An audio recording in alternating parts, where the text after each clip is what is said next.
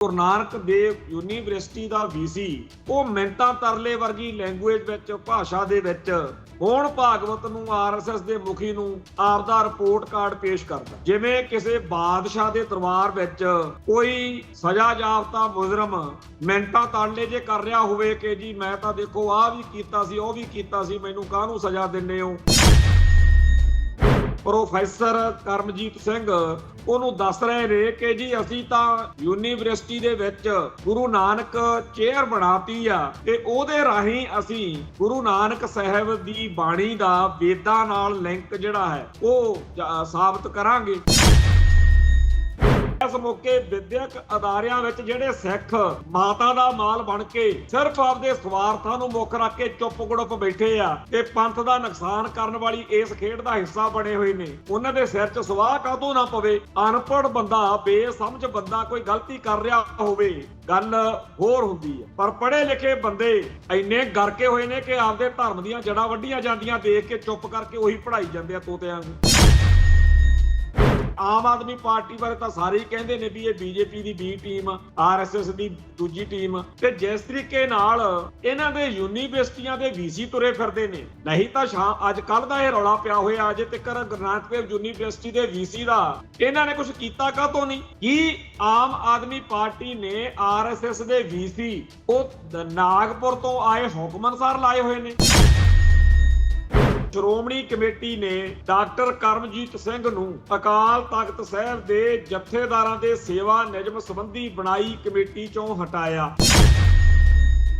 RSS ਦੇ ਬੰਦੇ ਤਾਂ ਸਾਡੇ ਅਕਾਲ ਤਖਤ ਸਾਹਿਬ ਦੇ ਜਥੇਦਾਰ ਦੇ ਸੇਵਾ ਨਿਯਮ ਬਣਾਉਂਦੇ ਫਿਰਦੇ ਆ, ਦੱਸੋ ਜਾਵਾਂਗੇ ਕਿਹੜੇ ਖੂਹ 'ਚ? ਇਹ ਨੰਗਾ ਹੋ ਗਿਆ, ਬਾਕੀ ਪਤਾ ਨਹੀਂ ਕਿਹੜੇ ਕਿਹੜੇ ਅੰਦਰ ਸਾਡੇ ਅਦਾਰਿਆਂ 'ਚ ਬੜੇ ਫਿਰਦੇ। ਇਸ ਤਰ੍ਹਾਂ ਦੇ ਕੰਮਾਂ ਵਿੱਚ ਮੇਰੇ ਤੇਰੇ ਵਰਗਿਆਂ ਨੂੰ ਨਹੀਂ ਕਦੇ ਵਾੜਦੇ। ਅਕਾਲ ਤਖਤ ਸਾਹਿਬ ਦੇ ਸੇਵਾ ਨਿਯਮ ਬਣਾਉਣੇ ਹੋਣ, ਸ਼੍ਰੋਮਣੀ ਕਮੇਟੀ ਨੇ ਕੋਈ ਐਡਵਾਈਜ਼ਰੀ ਬੋਰਡ ਬਣਾਉਣਾ ਹੋਵੇ, ਕਿਸੇ ਪੰਥ ਦਰਦੀ ਨੂੰ ਨੇੜੇ ਨਾ ਲੱਗਣ ਦੇਗੇ। ਆਹ ਲੱਭ ਲਿਆ ਜੀ ਡਾਕਟਰ ਕਰਮਜੀਤ ਸਿੰਘ, ਉਹ ਬੈਠਾ ਮੋਹਨ ਭਾਗਵਤ ਦੇ ਚਰਨਾਂ 'ਚ, ਕਿਉਂਕਿ ਸਿੱਖ ਅਤੇ ਬਾਹਮਣ ਦਾ ਮੇਲ ਕੋਈ ਨਹੀਂ ਤੇ ਉਹ ਕਹਿੰਦੇ ਨੇ ਕਿ ਜੀ ਇੱਕ ਰਾਸ਼ਟਰ, ਇੱਕ ਸੱਭਿਆਚਾਰ, ਇੱਕ ਪਛਾਣ। ਇਸ ਕੰਮ ਲਈ ਉਹਨਾਂ ਨੇ ਸਾਡੇ 'ਚ ਘੁਸਪੈਠ ਕੀਤੀ ਆ। ਸਵਾਰਥੀ ਵਿਕਾਊ ਬੰਦੇ, ਝੋਲੀ ਚੁੱਕ ਬੰਦੇ, ਉਹ ਵੱਡੀਆਂ ਪੋਸਟਾਂ ਤੇ ਆ।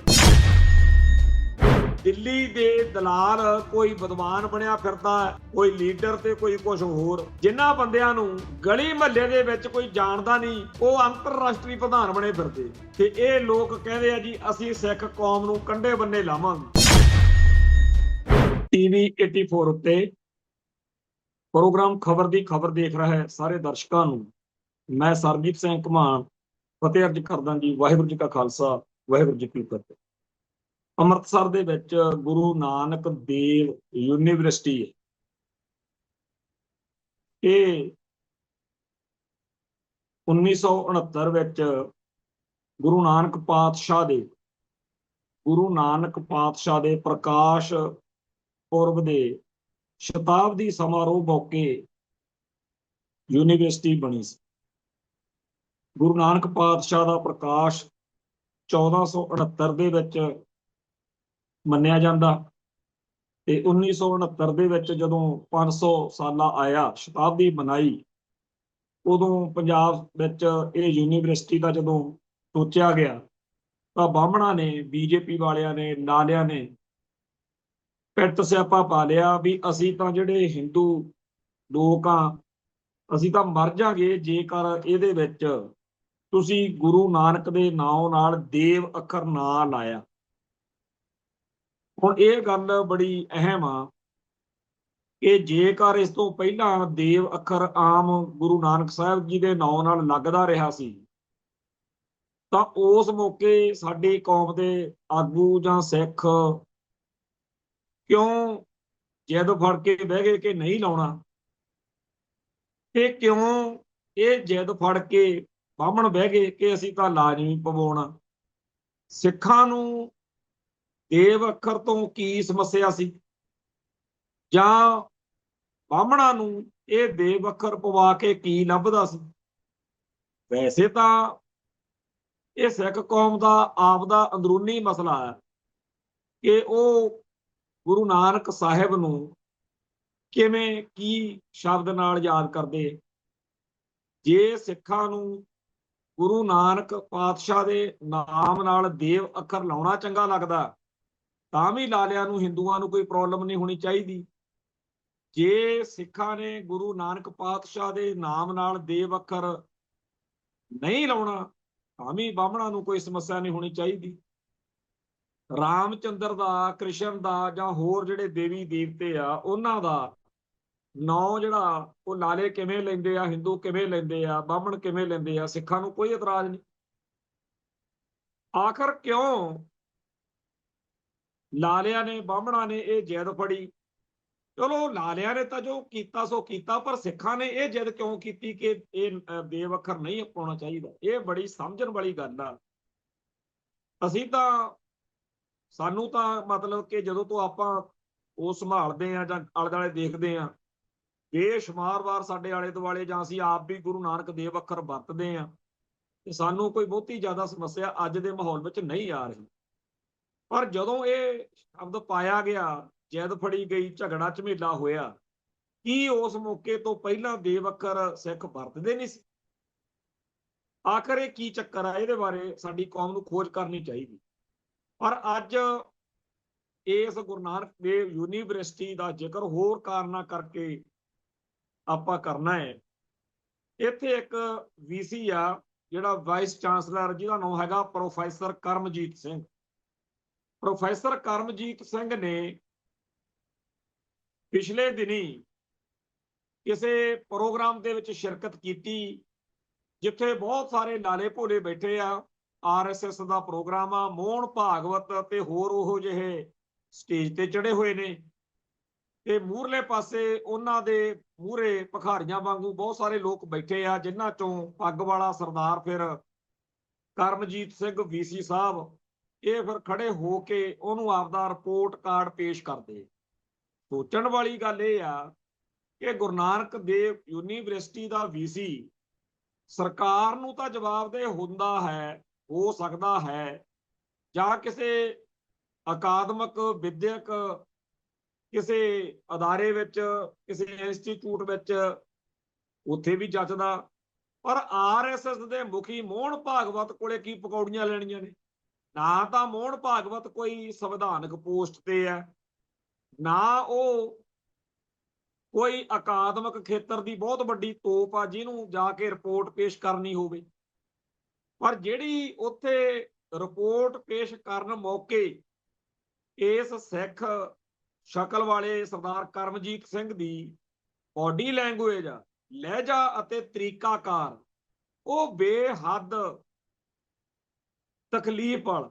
ਇੱਕ ਸਿੱਖ ਨੂੰ ਇਉਂ ਨਿਮਾਣਾ ਨਤਾਣਾ ਹੀਣ ਕੀਣ ਜਿਹਾ ਦੇਖਣਾ, ਆਲੇ ਦੁਆਲੇ ਲਾਲੇ ਖੜੇ ਆ ਬਹੁਤ ਸਾਰੇ, ਉਹ ਮਿੰਨਤਾਂ ਤਰਲੇ ਵਰਗੀ ਲੈਂਗੁਏਜ ਵਿੱਚ, ਭਾਸ਼ਾ ਦੇ ਵਿੱਚ ਮੋਹਨ ਭਾਗਵਤ ਨੂੰ, ਆਰਐਸਐਸ ਦੇ ਮੁਖੀ ਨੂੰ ਆਪਦਾ ਰਿਪੋਰਟ ਕਾਰਡ ਪੇਸ਼ ਕਰਦਾ, ਜਿਵੇਂ ਕਿਸੇ ਬਾਦਸ਼ਾਹ ਦੇ ਦਰਬਾਰ ਵਿੱਚ ਕੋਈ ਸਜ਼ਾ ਯਾਫਤਾ ਮੁਜਰਮ ਮਿੰਟਾਂ ਤਾਲੇ ਜੇ ਕਰ ਰਿਹਾ ਹੋਵੇ ਕਿ ਜੀ ਮੈਂ ਤਾਂ ਦੇਖੋ ਆਹ ਵੀ ਕੀਤਾ ਸੀ, ਉਹ ਵੀ ਕੀਤਾ ਸੀ, ਮੈਨੂੰ ਕਾਹਨੂੰ ਸਜ਼ਾ ਦਿੰਦੇ ਹੋ।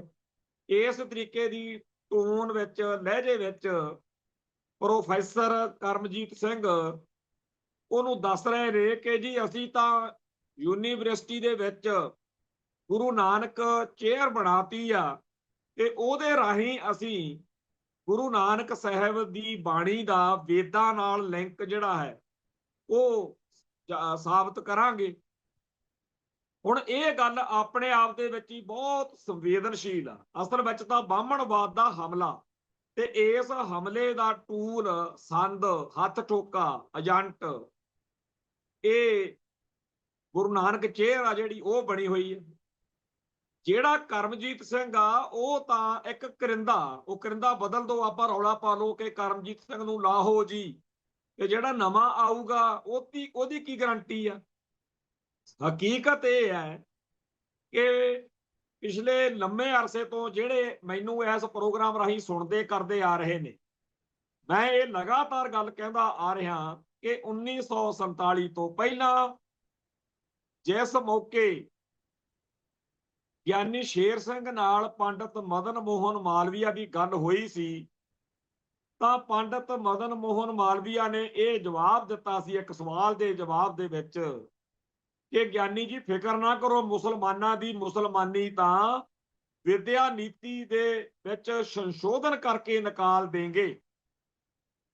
ਉਦੋਂ ਸਾਡੀ ਕੌਮ ਨੂੰ, ਗਿਆਨੀ ਸ਼ੇਰ ਸਿੰਘ ਨੂੰ ਸੋਚਣਾ ਚਾਹੀਦਾ ਸੀ ਕਿ ਜੇ ਇਹ ਮੁਸਲਮਾਨਾਂ ਦੀ ਮੁਸਲਮਾਨੀ ਕੱਢਣ ਨੂੰ ਫਿਰਦੇ ਆ, ਇਹ ਸਿੱਖਾਂ ਦੀ ਸਿੱਖੀ ਵੀ ਕੱਢਣਗੇ। ਸੋ ਇਹ ਗੱਲ ਇਸੇ ਪ੍ਰੋਗਰਾਮ ਦੇ ਵਿੱਚ ਹਜ਼ਾਰਾਂ ਵਾਰ ਮੈਂ ਕਹੀ ਆ, ਤੇ ਇਹ ਵੀ ਸਾਬਤ ਕੀਤਾ ਕਿ ਕਿਵੇਂ ਸਾਡੇ ਵਿਦਿਅਕ ਅਦਾਰਿਆਂ ਦੇ ਰਾਹੀਂ, ਸਕੂਲਾਂ ਕਾਲਜਾਂ ਦੀਆਂ ਕਿਤਾਬਾਂ ਦੇ ਰਾਹੀਂ ਸਿੱਖੀ ਦਾ ਹਿੰਦੂਕਰਨ ਹੋ ਰਿਹਾ। ਸਿੱਖਾਂ ਨੂੰ ਉਹਨਾਂ ਦੇ ਧਰਮ ਅਤੇ ਇਤਿਹਾਸ ਤੋਂ ਦੂਰ ਕਰਕੇ ਹੌਲੀ ਹੌਲੀ ਖੁਰਚ ਕੇ ਸਿੱਖੀ ਕੱਢ ਕੇ ਉੱਥੇ ਹਿੰਦੂ ਤਵ ਭਰਨ ਦੇ ਯਤਨ ਹੋ ਰਹੇ ਨੇ। ਇਹ ਸਾਡੀ ਕੌਮ ਸਮਝਦੀ ਆ ਵੀ ਐ ਕਿਵੇਂ ਹੋ ਜੂ, ਪਰ ਆਪਣੇ ਸਾਹਮਣੇ ਸਭ ਕੁਝ ਵਾਪਰ ਰਿਹਾ। ਸੋ ਇਹ ਕਹਿਣਾ ਕਿ ਜੀ ਕੱਲਾ ਕਰਮਜੀਤ ਸਿੰਘ, ਭਾਈ ਕਰਮਜੀਤ ਨਹੀਂ, ਇੱਥੇ ਹਰ ਗਲੀ ਮੋੜ ਦੇ ਉੱਤੇ ਬੇਸ਼ੁਮਾਰ ਕਰਮਜੀਤ ਸਿੰਘ ਵਰਗੇ ਬੈਠੇ। ਤੇ ਕੱਲੇ ਵਿਦਿਅਕ ਅਦਾਰਿਆਂ 'ਚ ਨਹੀਂ ਹੈਗੇ ਵੀ ਕੱਲ ਨੂੰ ਕਹੋ ਵੀ ਫਲਾਨੀ ਯੂਨੀਵਰਸਿਟੀ ਦਾ BC ਚੱਕ ਲਓ ਜਾਂ ਫਲਾਨਾ ਹੈੱਡ ਮਾਸਟਰ ਜਾਂ ਫਲਾਨਾ ਮਾਸਟਰ। ਹਕੀਕਤ ਇਹ ਹੈ ਕਿ ਵਿਦਿਅਕ ਖੇਤਰ ਦੀ ਤਾਂ ਇਹ ਕਰਤੂਤ ਇਸ ਕਰਮਜੀਤ ਸਿੰਘ ਵਾਲੀ ਵੀਡੀਓ ਰਾਹੀਂ ਨੰਗੀ ਹੋ ਗਈ। ਸ਼ੁਕਰ ਕਰੋ ਕਿ ਹੋ ਗਈ, ਕਿਉਂਕਿ ਅੱਜ ਤੋਂ ਪਹਿਲਾਂ ਬਹੁਤੇ ਲੋਕਾਂ ਨੂੰ ਅਸੀਂ ਲੱਗਦੇ ਸੀਗੇ ਵੀ ਐਵੇਂ ਬੋਲੀ ਜਾਂਦੇ। ਪਰ ਸਿੱਖੀ ਦਾ ਹਿੰਦੂਕਰਨ ਹੋ ਰਿਹਾ, ਸਿੱਖਾਂ ਨੂੰ ਕੇਸਾਧਾਰੀ ਹਿੰਦੂ ਬਣਾਉਣ ਦਾ ਪ੍ਰੋਜੈਕਟ ਚੱਲ ਰਿਹਾ। ਜਿਹਨੂੰ ਅੱਜ ਵੀ ਨਹੀਂ ਅਕਲ ਆਉਂਦੀ, ਉਹਨੂੰ ਕਦੇ ਵੀ ਨਹੀਂ ਆਉਣੀ। ਵੈਸੇ ਐਡੀ ਕੋਈ ਔਖੀ ਗੱਲ ਨਹੀਂ, ਅੱਧੇ ਸਕਿੰਟ 'ਚ ਸਮਝ ਲੱਗ ਜਾਂਦਾ ਕਿ ਅਸੀਂ ਪਹਿਲਾਂ ਵਰਗੇ ਸਿੱਖ ਨਹੀਂ ਰਹੇ। ਤੇ ਇਸ ਮਾਹੌਲ ਵਿੱਚ ਜਿਹੜੇ ਪੜ੍ਹੇ ਲਿਖੇ ਵਿਦਵਾਨ, ਚਿੰਤਕ ਤੇ ਪਤਾ ਨਹੀਂ ਕੀ ਬਣੇ ਫਿਰਦੇ ਆ, ਉਹਨਾਂ ਨਾਲੋਂ ਸਾਡੇ ਵਰਗੇ ਜਿਨ੍ਹਾਂ ਕੋਲੇ ਬਹੁਤਾ ਇਹੋ ਜਿਹਾ ਡਿਗਰੀ ਡਮੋਲਾ ਜਾਂ ਹੈ ਨਹੀਂ, ਅਸੀਂ ਫੇਰ ਲੱਖ ਗੁਣਾ ਚੰਗੇ ਆ ਕਿ ਗੁਰੂ ਨੂੰ ਸਮਰਪਿਤ ਆ। ਸਾਡੇ 'ਚ ਵੀ ਘਾਟਾਂ, ਕਮਜ਼ੋਰੀਆਂ, ਔਗਣ ਬਥੇਰੇ ਹੋਣਗੇ ਆਮ ਸਿੱਖਾਂ 'ਚ, ਪਰ ਇਹ ਵੀ ਹੋ ਸਕਦਾ ਕਿ ਗਲਤੀਆਂ ਬਹੁਤ ਵੱਡੀਆਂ ਵੀ ਕਰਦੇ ਹੋਈਏ। ਪਰ ਭਾਵਨਾ ਤਾਂ ਇਹ ਹੈ ਨਾ ਕਿ ਪੰਥ ਨੂੰ ਸਮਰਪਿਤ ਰਹਿਣਾ। ਇੱਕ ਪਾਸੇ ਉਹ ਨੇ ਜਿਹੜੇ ਡੁਗਰੂ ਤਾਂ ਖੜਕਾਉਂਦੇ ਨੇ ਆਪਣੇ ਆਪ ਨੂੰ ਸਿੱਖ ਹੋਣ ਦਾ, ਪੰਥਕ ਹੋਣ ਦਾ, ਕਰਤੂਤਾਂ ਉਹਨਾਂ ਦੀਆਂ ਸਿੱਖੀ ਦੀਆਂ ਜੜ੍ਹਾਂ ਵੱਢਣ ਵਾਲੀਆਂ ਨੇ। ਦੂਜੇ ਪਾਸੇ ਆਮ ਲੋਕ ਆ, ਆਮ ਸੰਗਤ ਆ, ਜੀ ਤੋਂ ਜੇ ਭੋਲੇ ਭਾਅ ਕੇ ਗਲਤੀ ਹੋ ਵੀ ਰਹੀ ਹੈ, ਉਹਨੂੰ ਸੁਧਾਰਿਆ ਜਾ ਸਕਦਾ, ਟੋਕਿਆ ਜਾ ਸਕਦਾ, ਰੋਕਿਆ ਜਾ ਸਕਦਾ, ਸੁੱਤੇ ਪਏ ਨੂੰ ਜਗਾਇਆ ਜਾ ਸਕਦਾ। ਪਰ ਜਿਹੜੇ ਜਾਗਦੇ ਹੋਏ ਵੀ ਸੁੱਤੇ ਪਏ ਆ, ਉਹਨਾਂ ਦਾ ਕੀ ਕਰੋਗੇ? ਸੋ ਵਿਦਿਅਕ ਖੇਤਰ ਵਿੱਚ, ਸਮਾਜਿਕ ਖੇਤਰ ਵਿੱਚ, ਧਾਰਮਿਕ ਖੇਤਰ ਵਿੱਚ, ਰਾਜਨੀਤਿਕ ਖੇਤਰ ਵਿੱਚ ਤੇ ਹਰ ਖੇਤਰ ਵਿੱਚ RSS ਦੇ ਦੱਲੇ ਤੁਰੇ ਫਿਰਦੇ ਆ। ਜਿਹੜਾ ਅਕਾਲੀ ਭਾਜਪਾ ਗੱਠਜੋੜ ਹੈ, ਇਹ ਤੋਂ ਪਹਿਲਾਂ ਵੀ RSS ਨੇ ਕੋਈ ਕਸਰ ਨਹੀਂ ਸੀ ਛੱਡੀ ਹੋਈ। ਪਰ ਜਿਹੜਾ ਭਾਜਪਾ ਨਾਲ, RSS ਨਾਲ, ਅਕਾਲੀ ਦਲ ਦੇ, ਬਾਦਲ ਦਲ ਦੇ ਸੰਬੰਧਾਂ ਤੋਂ ਬਾਅਦ ਗੰਦ ਪਿਆ, ਉਹ ਤਾਂ ਕੋਈ ਕਹਿਣ ਸੁਣਨ ਵਾਲੀ ਗੱਲ ਹੀ ਨਹੀਂ। ਜਦੋਂ ਅਕਾਲੀ ਭਾਜਪਾ ਸਰਕਾਰ ਬਣੀ ਆ 1997 ਮੌਕੇ, ਉਦੋਂ 12ਵੀਂ ਦੀ ਕਿਤਾਬ ਜਿਹੜੀ +2 ਦੀ ਹੈ, ਉਹਦੇ ਵਿੱਚ 10 ਗੁਰੂ ਸਾਹਿਬਾਨ ਦੇ ਖਿਲਾਫ ਜੋ ਕੁਫਰ ਤੋਲਿਆ ਗਿਆ, ਉਹ ਕੌਣ ਭੁੱਲਿਆ? ਕੈਪਟਨ ਦੇ ਰਾਜ ਵੇਲੇ ਉਹ ਐਜੀਟੇਸ਼ਨ ਹੋਈ ਆ ਤੇ ਤਾਂ ਉਹ ਕਿਤਾਬ ਜਿਹੜੀ ਆ ਗਲੋਂ ਲਈ ਹੈ। ਪਰ ਹੋਰ ਹੋ ਜਾ ਕੁਛ ਬੜਾ, ਮੇਰੇ ਕੋਲ ਇੱਥੇ ਇੱਕ ਵੱਡਾ ਪਲੰਦਾ ਪਿਆ ਜਿਹੜਾ ਇੱਕ ਵਾਰੀ ਵਿਦਿਆਰਥੀ ਵਿਚਾਰੇ ਕਿਸੇ ਯੂਨੀਵਰਸਿਟੀ ਦੇ ਲੈ ਕੇ ਆਏ। ਨਾਲੇ ਮੈਂ ਖੁਦ ਮੰਨਦਾ ਜਦੋਂ ਆਪਾਂ ਪੜ੍ਹਦੇ ਹੁੰਦੇ ਆ ਬਹੁਤੀ ਸਮਝ ਨਹੀਂ ਹੁੰਦੀ, ਪਰ ਧੰਨ ਦੇ ਸੀ ਉਹ ਨੌਜਵਾਨ ਜਿਹੜੇ ਸਾਰਾ ਪੜ੍ਹ ਕੇ ਕਿਤਾਬਾਂ ਦੇ ਵਿੱਚੋਂ ਉੱਤੇ ਟੈਗ ਲਾ ਕੇ ਵੀ ਇੰਨਾ ਨੰਬਰ ਸਫੇ ਤੇ ਆਹ ਲਿਖਿਆ ਹੋਇਆ, ਉਹ ਦੇ ਕੇ ਗਏ ਕਿ ਜੀ ਇਹਦਾ ਕੁਝ ਕਰੋ। ਸੋ ਇਸ ਮੌਕੇ ਵਿਦਿਅਕ ਅਦਾਰਿਆਂ ਵਿੱਚ ਜਿਹੜੇ ਸਿੱਖ ਮਾਤਾ ਦਾ ਮਾਲ ਬਣ ਕੇ ਸਿਰਫ ਆਪਦੇ ਸਵਾਰਥਾਂ ਨੂੰ ਮੁੱਖ ਰੱਖ ਕੇ ਚੁੱਪ ਗੁੜਪ ਬੈਠੇ ਆ ਤੇ ਪੰਥ ਦਾ ਨੁਕਸਾਨ ਕਰਨ ਵਾਲੀ ਇਸ ਖੇਡ ਦਾ ਹਿੱਸਾ ਬਣੇ ਹੋਏ ਨੇ, ਉਹਨਾਂ ਦੇ ਸਿਰ 'ਚ ਸਵਾਹ ਕਾਹਤੋਂ ਨਾ ਪਵੇ। ਅਨਪੜ੍ਹ ਬੰਦਾ, ਬੇਸਮਝ ਬੰਦਾ ਕੋਈ ਗਲਤੀ ਕਰ ਰਿਹਾ ਹੋਵੇ, ਗੱਲ ਹੋਰ ਹੁੰਦੀ ਹੈ। ਪਰ ਪੜ੍ਹੇ ਲਿਖੇ ਬੰਦੇ ਇੰਨੇ ਗਰਕੇ ਹੋਏ ਨੇ ਕਿ ਆਪਦੇ ਧਰਮ ਦੀਆਂ ਜੜ੍ਹਾਂ ਵੱਢੀਆਂ ਜਾਂਦੀਆਂ ਦੇਖ ਕੇ ਚੁੱਪ ਕਰਕੇ ਉਹੀ ਪੜ੍ਹਾਈ ਜਾਂਦੇ ਆ ਤੋਤਿਆਂ ਨੂੰ। ਤੇ ਜਿਹੜੇ ਆ BJP ਦੇ ਥੱਲੇ ਲੱਗ ਕੇ ਕੌਮ ਦੀਆਂ ਬੇੜੀਆਂ 'ਚ ਵੱਟੇ ਪਾਏ, 1999 ਮੌਕੇ ਕਰੋੜਾਂ ਰੁਪਏ ਦਿੱਤੇ ਗਏ ਤੇ ਪੰਜਾਬ 'ਚ ਰਾਸ਼ਟਰੀ ਸਿੱਖ ਸੰਗਤ ਨੇ ਪੂਰਾ ਰੱਜ ਕੇ ਕੁਫਰ ਤੋਲਿਆ। ਉਹਦਾ ਸ਼ੁਕਰ ਕਰੋ ਟੌਹੜਾ ਸਾਹਿਬ ਲੜੇ ਹੋਏ ਸੀ, ਉਹਨਾਂ ਨੇ ਸਟੈਂਡ ਲੈ ਲਿਆ ਤੇ ਆਰਐਸਐਸ ਦੇ ਪ੍ਰੋਗਰਾਮਾਂ ਦਾ ਵਿਰੋਧ ਹੋਇਆ। ਮੈਂ ਗਰੰਟੀ ਦਿੰਦਾ ਅੱਜ ਦੇ ਬਹੁਤੇ ਨੌਜਵਾਨਾਂ ਨੂੰ ਚੇਤਾ ਹੀ ਨਹੀਂ ਹੋਣਾ ਹੈਗਾ ਵੀ ਸਨ 2000 ਤੱਕ ਕਿਵੇਂ ਪੰਜਾਬ 'ਚ ਆਰਐਸਐਸ ਨੇ ਗੰਦ ਪਾਇਆ ਸੀ ਤੇ ਕਿਵੇਂ ਸਿੱਖ ਕਰਲਾਉਂਦੇ ਫਿਰਦੇ ਸੀ ਤੇ ਬਾਦਲ ਦੀ ਸਰਕਾਰ ਹੋਰਾਂ ਨਹੀਂ ਸੀ ਰੋਕਦੀ, ਕਿਸੇ ਨੂੰ ਨਹੀਂ ਸੀ ਰੋਕਦੀ ਉਹਨਾਂ ਨੂੰ।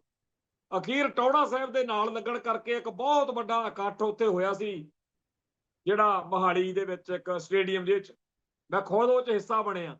ਅੱਜ ਵੀ ਮੇਰੇ ਕੋਲੇ ਝੋਲਾ ਭਰ ਕੇ ਉਹਨਾਂ ਖਬਰਾਂ ਦਾ, ਉਹਨਾਂ ਐਲਾਨਾਂ ਫਰਮਾਨਾਂ ਦਾ ਰੱਖਿਆ ਪਿਆ, ਜਿਹੜਾ ਕੁਝ ਉਦੋਂ ਵਾਪਰਿਆ ਸੰਘ ਪਰਿਵਾਰ ਦੇ ਹਮਲੇ ਤੋਂ। ਅੱਜ ਫੇਰ ਉਹ ਹਮਲਾ, ਅੱਜ ਵੀ ਮੈਦਾਨ 'ਚ ਆਉਣ ਦੀ ਲੋੜ ਹੈ। ਅੱਜ ਦੀ ਸਿੱਖ ਜਵਾਨੀ ਨੂੰ ਸਭ ਤੋਂ ਪਹਿਲਾਂ ਤਾਂ ਕਰਮਜੀਤ ਸਿੰਘ ਦੇ ਦਰਾਂ ਮੂਹਰੇ ਜਾ ਕੇ, ਗੁਰੂ ਨਾਨਕ ਦੇਵ ਯੂਨੀਵਰਸਿਟੀ ਦੇ ਮੂਹਰੇ ਜਾ ਕੇ ਧਰਨਾ ਦੇਣਾ ਚਾਹੀਦਾ। ਫੇਰ ਇੱਥੇ ਅੰਮ੍ਰਿਤਸਰ 'ਚ ਮੇਰੇ ਘਰ ਦੇ ਬਿਲਕੁਲ ਕੋਲੇ ਆਰਐਸਐਸ ਦਾ ਦਫ਼ਤਰ ਆ, ਮਾਡਲ ਟਾਊਨ 'ਚ ਹੈੱਡਕੁਆਟਰ, ਜਿੱਥੋਂ ਸਾਰਾ ਉੱਤਰੀ ਭਾਰਤ ਡੀਲ ਕੀਤਾ ਜਾਂਦਾ। ਆ ਨਾਲ ਹੀ ਆ ਇੱਥੇ ਮਾਡਲ ਟਾਊਨ ਅੰਮ੍ਰਿਤਸਰ 'ਚ। ਇੱਥੇ ਪਹੁੰਚੋ, ਇਹਦਾ ਘਿਰਾਓ ਕਰੋ ਵੀ ਤੁਸੀਂ ਸਾਡੇ ਧਰਮ ਦਾ। ਸਿੱਖ ਸੋਚਦੇ ਫਿਰਦੇ ਆ ਬਈ ਜੀ 9ਵੇਂ ਪਾਤਸ਼ਾਹ ਦੀ ਸ਼ਤਾਬਦੀ ਦਾ ਵਰ੍ਹਾ ਵਾ ਤੇ ਇਸ ਵਾਰ ਹਿੰਦੂ ਭਾਈਚਾਰਾ ਇਹ ਚੇਤੇ ਕਰੂਗਾ ਕਿ ਸਾਡੇ ਧਰਮ ਨੂੰ, ਤਿਲਕ ਜਨੇਊ ਨੂੰ ਸਿੱਖਾਂ ਨੇ, ਗੁਰੂ ਸਾਹਿਬ ਨੇ ਕਿਵੇਂ ਬਚਾਇਆ। ਤੇ ਉਹ ਕਹਿੰਦੇ ਆ ਤੁਹਾਡੇ ਧਰਮ ਦਾ ਹਿੰਦੂਕਰਨ ਕਰਨਾ, ਤੇ ਤੁਹਾਡੇ ਆ ਕਰਮਜੀਤ ਸਿੰਘ ਹੋਣੀ ਤੁਰੇ ਫਿਰਦੇ ਆ ਮੂਹਰੇ ਉੱਥੇ ਪੂਛ ਚੱਕ ਕੇ। ਆ ਇਹ ਕੌਮ ਆ ਅਕਿਰਤ ਘਣ। ਸੋ ਆਰਐਸਐਸ ਦੇ ਦਫ਼ਤਰ ਪੰਜਾਬ 'ਚ ਸਾਰੇ ਥਾਂ ਥਾਂ ਤੇ ਨੇ, ਉਹਨਾਂ ਦਾ ਥਾਂ ਥਾਂ ਤੇ ਧਰਨੇ ਮੁਜ਼ਾਹਰੇ ਕਰਨੇ ਚਾਹੀਦੇ ਆ। ਦੁਨੀਆ ਭਰ ਦੇ ਵਿੱਚ ਰੌਲਾ ਪਾਉਣਾ ਚਾਹੀਦਾ ਕਿ ਆਰਐਸਐਸ ਦਾ ਕੀ ਏਜੰਡਾ, ਕਿਵੇਂ ਸਿੱਖੀ ਦਾ ਹਿੰਦੂਕਰਨ ਹੋ ਰਿਹਾ, ਕਿਵੇਂ ਇਹ ਸਿੱਖ ਕੌਮ ਨੂੰ ਕੇਸਾਧਾਰੀ ਹਿੰਦੂ ਬਣਾ ਰਹੇ ਨੇ। ਇਹ ਰੌਲਾ ਜਦੋਂ ਪਾਵਾਂਗੇ ਤਾਂ ਜਿਹੜੇ ਇਹਨਾਂ ਦੇ ਦੱਲੇ ਨੇ, ਦਲਾਲ ਨੇ, ਚਾਹੇ ਉਹ ਅਕਾਲੀ ਦਲ ਦੇ, ਚਾਹੇ ਉਹ ਕਾਂਗਰਸ ਨੇ, ਚਾਹੇ ਉਹ ਭਾਜਪਾ ਨੇ, ਆਮ ਆਦਮੀ ਪਾਰਟੀ ਬਾਰੇ ਤਾਂ ਸਾਰੇ ਹੀ ਕਹਿੰਦੇ ਨੇ ਵੀ ਇਹ ਬੀਜੇਪੀ ਦੀ ਬੀ ਟੀਮ ਆ, ਆਰਐਸਐਸ ਦੀ ਦੂਜੀ ਟੀਮ। ਤੇ ਜਿਸ ਤਰੀਕੇ ਨਾਲ ਇਹਨਾਂ ਦੇ ਯੂਨੀਵਰਸਿਟੀਆਂ ਦੇ ਵੀਸੀ ਤੁਰੇ ਫਿਰਦੇ ਨੇ, ਨਹੀਂ ਤਾਂ ਅੱਜ ਕੱਲ ਦਾ ਇਹ ਰੌਲਾ ਪਿਆ ਹੋਇਆ ਅਜੇ ਤੱਕ ਗੁਰੂ ਨਾਨਕ ਦੇਵ ਯੂਨੀਵਰਸਿਟੀ ਦੇ ਵੀਸੀ ਦਾ ਇਹਨਾਂ ਨੇ ਕੁਝ ਕੀਤਾ ਕਾਹਤੋਂ ਨਹੀਂ। ਕੀ ਆਮ ਆਦਮੀ ਪਾਰਟੀ ਨੇ ਆਰਐਸਐਸ ਦੇ ਵੀਸੀ ਉਹ ਨਾਗਪੁਰ ਤੋਂ ਆਏ ਹੁਕਮ ਅਨੁਸਾਰ ਲਾਏ ਹੋਏ ਨੇ? ਕੋਈ ਵੱਡੀ ਗੱਲ ਨਹੀਂ। ਜੇਕਰ ਆਮ ਆਦਮੀ ਪਾਰਟੀ ਉਹਨਾਂ ਲੋਕਾਂ ਦਾ ਕੁਝ ਨਹੀਂ ਵਿਗਾੜਦੀ ਜਿਹੜੇ ਸਰਕਾਰੀ ਅਹੁਦਿਆਂ ਤੇ ਬੈਠ ਕੇ ਆਰਐਸਐਸ ਦਾ ਏਜੰਡਾ ਲਾਗੂ ਕਰਦੇ ਫਿਰਦੇ ਹੈ, ਤਾਂ ਫੇਰ ਤਾਂ ਗੱਲ ਕੋਈ ਲੁਕੀ ਛਿਪੀ ਨਹੀਂ। ਕੇਜਰੀਵਾਲ ਦੀ ਇੱਕ ਵੀਡੀਓ ਜੇ ਦੇਖੀ ਵੀ ਸੀ ਮੈਂ, ਜੀ ਚੋਂ ਕਹਿੰਦਾ ਜੀ ਅਸੀਂ ਤਾਂ ਪਰਿਵਾਰ ਸਾਰਾ ਹੀ ਆਰਐਸਐਸ ਨਾਲ ਸੰਬੰਧਿਤ। ਕੀ ਕਰਾਂਗੇ ਹੁਣ? ਸਿੱਖ ਤਾਂ ਫਿਰਦੇ ਆ ਕਲਪੇ। ਕਰਮਜੀਤ ਸਿੰਘ ਨੂੰ ਕੋਈ ਫਿਕਰ ਨਹੀਂ, ਉਹ ਨਾਗਪੁਰ ਤੋਂ ਉਡੀਕ ਰਿਹਾ ਕਿ ਕੀ ਨਵੀਂ ਹਦਾਇਤ ਮਿਲਦੀ ਆ ਵੀ ਕਿਵੇਂ ਸਿੱਖਾਂ ਨੂੰ ਬੇਵਕੂਫ ਬਣਾਉਣਾ।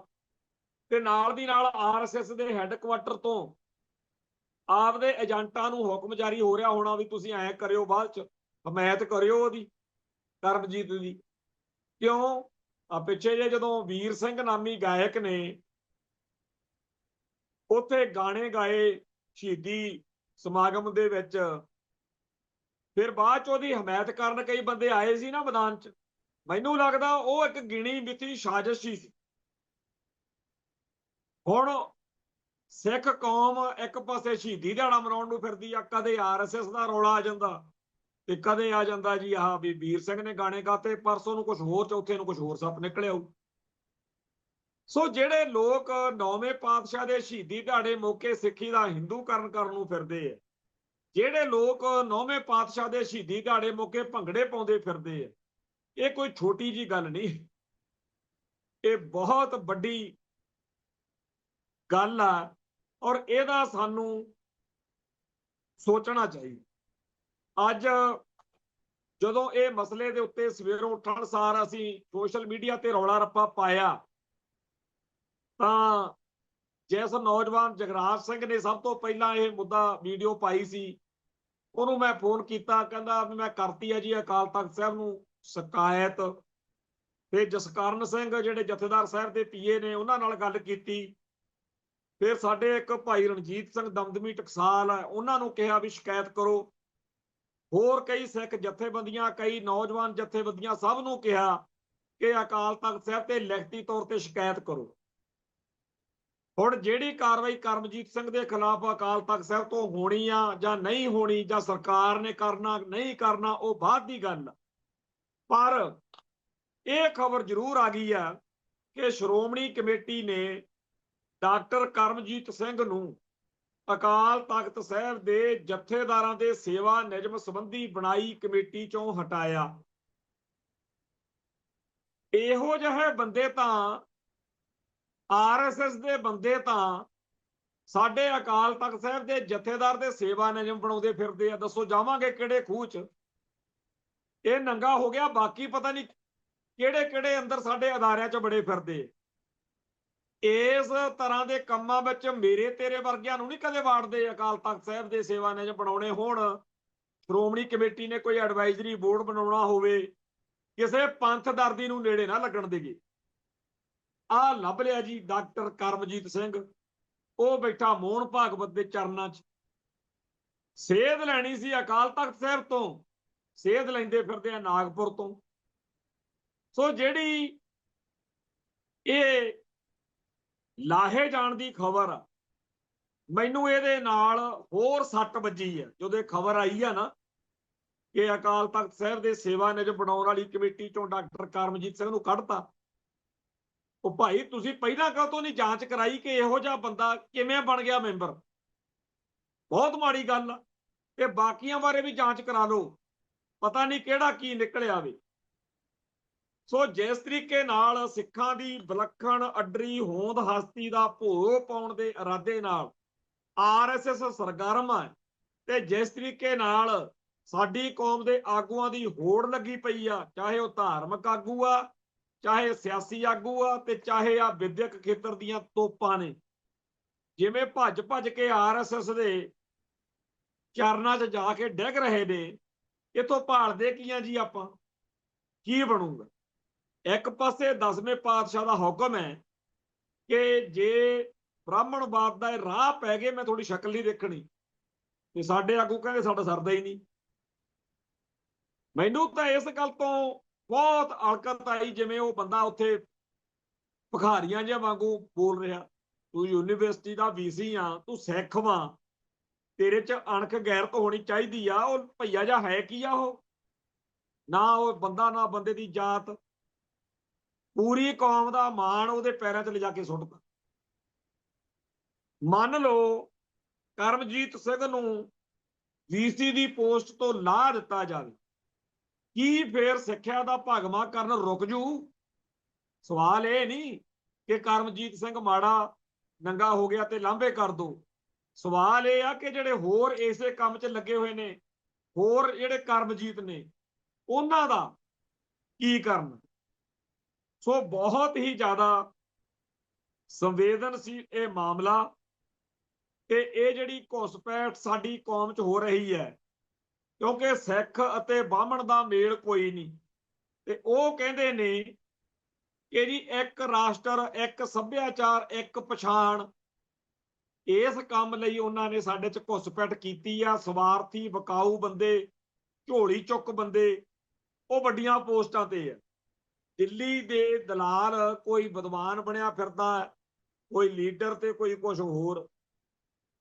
ਜਿਨ੍ਹਾਂ ਬੰਦਿਆਂ ਨੂੰ ਗਲੀ ਮਹੱਲੇ ਦੇ ਵਿੱਚ ਕੋਈ ਜਾਣਦਾ ਨਹੀਂ, ਉਹ ਅੰਤਰਰਾਸ਼ਟਰੀ ਪ੍ਰਧਾਨ ਬਣੇ ਫਿਰਦੇ, ਤੇ ਇਹ ਲੋਕ ਕਹਿੰਦੇ ਆ ਜੀ ਅਸੀਂ ਸਿੱਖ ਕੌਮ ਨੂੰ ਕੰਢੇ ਬੰਨੇ ਲਾਵਾਂਗੇ। ਜਿਹੜੇ ਵੀ ਸਿੱਖ ਦੇ ਅੰਦਰ ਕੌਮ ਦਾ ਮਾੜਾ ਮੋਟਾ ਦਰਦ ਵਾ, ਉਹਨੂੰ ਜਾਂ ਤਾਂ ਟਿਕਣ ਨਹੀਂ ਦਿੱਤਾ ਜਾਂਦਾ ਵੀ ਘਰੇ ਚੱਲ, ਤੇ ਜਾਂ ਉਸ ਬੰਦੇ ਨੂੰ ਕਿਸੇ ਝੂਠੇ ਸੱਚੇ ਕੇਸ ਵਿੱਚ ਉਲਝਾ ਕੇ ਜੇਲ੍ਹ ਯਾਤਰਾ ਤੇ ਭੇਜ ਦਿੰਦੇ। ਸੋ ਕੁੱਲ ਮਿਲਾ ਕੇ ਇਸ ਮਸਲੇ ਦੇ ਉੱਤੇ ਬਹੁਤ ਆਪਾਂ ਕਸੂਤੇ ਫਸ ਚੁੱਕੇ। ਸੋਚਦੇ ਸੀ ਕਿ ਜੀ ਬਾਦਲ ਅਤੇ ਕਾਂਗਰਸ ਤੋਂ ਖਹਿੜਾ ਛੁਡਾ ਕੇ ਭਾਜਪਾ ਨੂੰ ਤਾਂ ਆਪਾਂ ਨੇੜੇ ਨਹੀਂ ਲੱਗਣ ਦਿੰਦੇ, ਲੈ ਹੁਣ ਆਮ ਆਦਮੀ ਪਾਰਟੀ ਲਿਆਂਦੀ। ਕਿ ਜੋ ਕੁਝ ਆਪਣੇ ਸਾਹਮਣੇ ਨਜ਼ਰ ਆ ਰਿਹਾ ਹੈ, ਜ਼ਮੀਨਾਂ ਉਹ ਖੋ ਰਹੇ ਨੇ, ਪਾਣੀ ਤੁਹਾਡਾ ਉਹ ਗਵਾ ਰਹੇ ਨੇ, ਤੇ ਆ ਸਿੱਖਿਆ ਦਾ ਹਿੰਦੂਕਰਨ ਤੁਹਾਡੇ ਸਾਹਮਣੇ ਆ। ਹੁਣ ਤਾਂ ਉਹਨਾਂ ਵਿਦਵਾਨਾਂ ਨੂੰ ਸ਼ਰਮ ਆਉਣੀ ਚਾਹੀਦੀ ਆ ਜਿਹੜੇ ਇਸ ਆਮ ਆਦਮੀ ਪਾਰਟੀ ਦੀ ਅੰਨ੍ਹੇਵਾਹ ਹਮਾਇਤ ਕਰਦੇ ਰਹੇ। ਪਛਤਾਵਾ ਦਿਹਾੜਾ ਮਨਾਓ ਕਿਸੇ ਦਿਨ, ਸਾਰੇ ਸੰਸਾਰ ਭਰ ਦੇ ਵਿੱਚ ਸਿੱਖ ਜਿਹੜੇ ਜਿਹੜੇ ਦੀ ਹਮਾਇਤ ਕਰਦੇ ਰਹੇ ਨੇ ਉਹ ਐਲਾਨ ਕਰਨ ਕਿ ਸਾਨੂੰ ਨਹੀਂ ਸੀ ਜੀ ਪਤਾ ਵੀ ਇਹ ਸਿੱਖਾਂ ਦੀ ਤੇ ਪੰਜਾਬ ਦੀ ਐਡੀ ਦੁਸ਼ਮਣ ਪਾਰਟੀ ਸਾਬਤ ਹੋਊ। ਫੇਰ ਸ਼ਾਇਦ ਸਿੱਖਾਂ ਨੂੰ ਅਕਲ ਆਵੇ ਕਿ ਚਾਹੇ ਕੋਈ ਵੀ ਪਾਰਟੀ ਆ, ਉਹ ਜਿਹੜੀ ਭਾਰਤੀ ਮੁੱਖ ਧਾਰਾ ਨੂੰ ਮੰਨਦੀ ਆ, ਉਹ ਪੰਥ ਦਾ ਤੇ ਪੰਜਾਬ ਦਾ ਕਦੇ ਭਲਾ ਨਹੀਂ ਕਰ ਸਕਦਾ। ਸੋ ਆਰਐਸਐਸ ਦੇ ਇਸ ਹਮਲੇ ਦਾ ਮੁਕਾਬਲਾ ਕਿਵੇਂ ਕਰਨਾ ਹੈ, ਇਹਦੇ ਉੱਤੇ ਸਾਡੀ ਕੌਮ ਨੂੰ ਆਉਣ ਵਾਲੇ ਦਿਨਾਂ ਦੇ ਵਿੱਚ, ਪਰ ਗੱਲ ਇਹ ਆ ਕਿ ਆਪਾਂ ਮਨਾਉਣੀ ਸੀ ਸ਼ਤਾਬਦੀ 9ਵੇਂ ਪਾਤਸ਼ਾਹ ਦੀ ਤੇ ਕੰਮ ਆਪਾਂ ਨੂੰ ਲਾਤਾ ਅਗਲਿਆਂ ਨੇ। ਖੈਰ, ਅੱਜ ਸੀਬੀਆਈ ਦੀ ਕੋਰਟ ਆ ਜਿਹੜੀ ਮੋਹਾਲੀ, ਉੱਥੇ ਸਪੈਸ਼ਲ ਜੱਜ ਬਲਜਿੰਦਰ ਸਿੰਘ ਸਰਾਂ ਦੀ ਅਦਾਲਤ ਵਿੱਚ ਸਰਹਾਲੀ ਜ਼ਿਲ੍ਹਾ ਤਰਨਤਾਰਨ ਦੇ ਇੱਕ ਝੂਠੇ ਪੁਲਿਸ ਮੁਕਾਬਲੇ ਦੀ ਸੁਣਵਾਈ ਹੋਈ ਹੈ, ਜਿਹਦੇ ਵਿੱਚ 4 ਪੁਲਿਸ ਮੁਲਾਜ਼ਮਾਂ ਤੇ 3 ਹੋਰ ਨੌਜਵਾਨਾਂ ਸਮੇਤ 7 ਬੰਦਿਆਂ ਨੂੰ ਮਾਰਨ ਵਾਲੇ ਐਸਐਸਪੀ ਭੁਪਿੰਦਰਜੀਤ ਸਮੇਤ 5 ਪੁਲਿਸ ਮੁਲਾਜ਼ਮਾਂ ਨੂੰ ਦੋਸ਼ੀ ਕਰਾਰ ਜਿਹੜਾ ਦਿੱਤਾ ਗਿਆ ਹੈ। ਇਹ ਜਿਹੜਾ ਮਾਮਲਾ, ਇਹਦੇ ਵਿੱਚ ਸੋਮਵਾਰ ਨੂੰ ਸਜ਼ਾ ਜਿਹੜੀ ਆ ਉਹ ਸੁਣਾਈ ਜਾਣੀ ਆ।